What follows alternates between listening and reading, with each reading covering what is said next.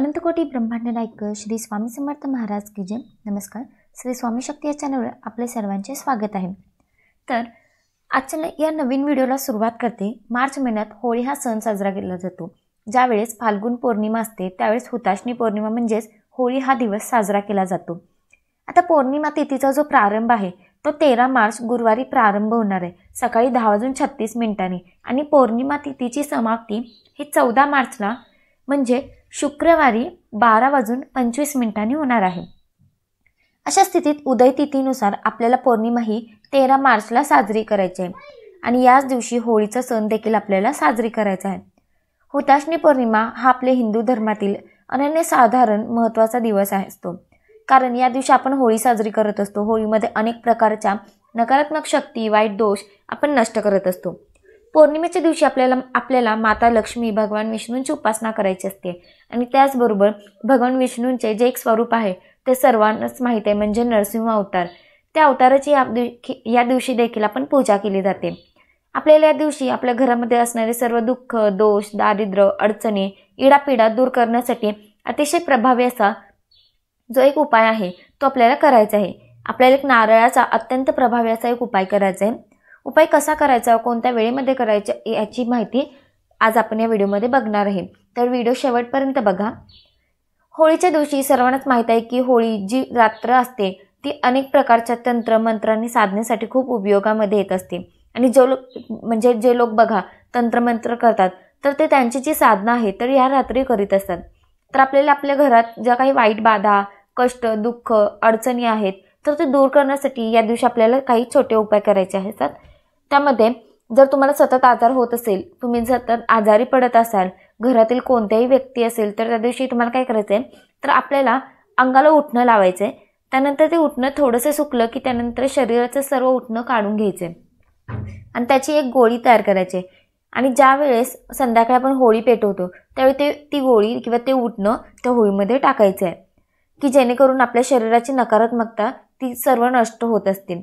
त्याचबरोबर या दिवशी महिलांनी आपले केस चुकूनही रिकामे सोडू नये। त्याचबरोबर या दिवशी घरामध्ये ब्रह्मचर्याचे पालन करावे। या दिवशी होळीला पुरणवरणाचं म्हणजे पुरणपोळीचं नैवेद्य आवर्जून अर्पण करावा, जेणेकरून वाईट शक्ती, इडापिडा असेल ते दूर करण्यासाठी या दिवशी होळीमध्ये काही वस्तू आहेत त्या जाळल्या जातात। मग त्यामध्ये तुम्ही खोबऱ्याबरोबर लक्ष्मीप्राप्तीसाठी गोमती चक्र, कवड्या, त्याचबरोबर गहू, हरभरे, बत्तासे हे जे वस्तू आहेत त्या होळीमध्ये अर्पण करायच्या असतात। होळीला प्रार्थना करायची असते की माझ्या घरातील जे काही दुःख, दोष, अडचणी आहेत ते दूर कर। त्याचबरोबर जो अजून एक उपाय आहे तो म्हणजे नारळाचा आपल्याला करायचा आहे। आता तो उपाय कसा करायचा आहे ते मी तुम्हाला सांगते। तर काय करायचं आहे बघा, तुम्ही होळीच्या दिवशी एक नारळ घ्यायचा आहे। म्हणजे नारळाला होळीच्या दिवशी किती महत्त्व असतं ते सर्वांना माहीत असते की प्रत्येकजण होळीमध्ये नारळ अर्पण करत असतो, कारण नारळामध्ये नकारात्मकता शोषून घेण्याची खूप मोठ्या प्रमाणामध्ये ताकद असते।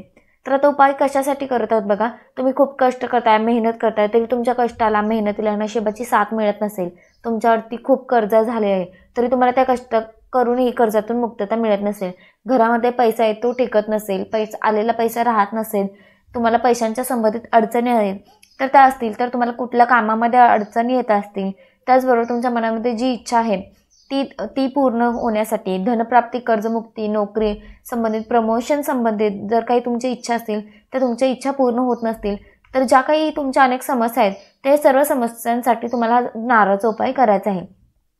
तर तो कसा करायचा आहे बघा, कोणत्याही वेळेमध्ये तुम्ही करू शकताय।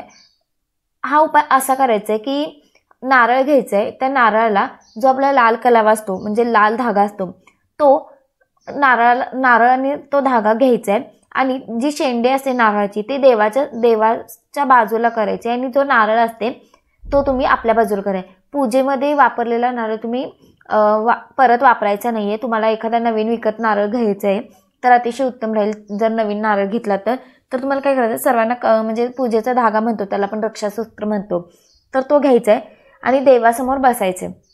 हा उपाय तुम्ही दिवसभरामध्ये कधीही करू शकता, काही अडचण नाही। तर फक्त घरामध्ये सुतक, पिरियड्स असतील तर तुम्हाला करता येणार नाही, तर तो श्रद्धेने, विश्वासाने, भक्तीने करायचा आहे उपाय। ते तुम्हाला म्हणजे याच्यामुळे जे फायदे मिळणार आहे ते तुम्हाला नक्कीच बघायला मिळते।